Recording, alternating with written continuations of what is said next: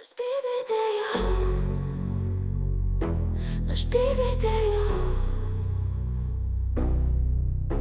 Įsijungi kompą, užsimanai pažiūrėti kokį streamą.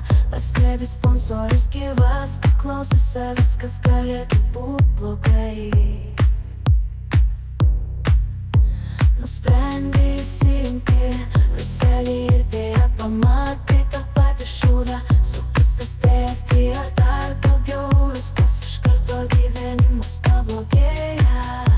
Pipienė totalinis streamas, pažiūri į šoną, pamatai čatą ir užverda nervai.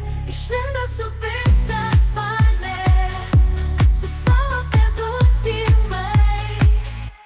Aš bibidėjau, aš bibidėjau, aš bibidėjau.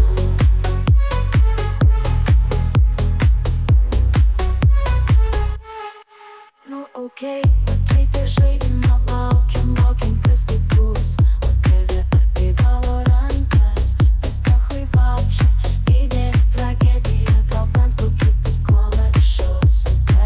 Tiesiog sėdi kaip kelmas, o tu kur vakar kažkokį twitterį paleido, tos pačios 5 dainos. Valorantą dar galima suprasti, bet sponsas totalus botas. Nėra nei vienos priežasties žiūrėti, nei įdomus, nei geras, bent jau įsijungtų kokį dar kovą, kur bent gan įdomu žiūrėti. Aš bibidėjau.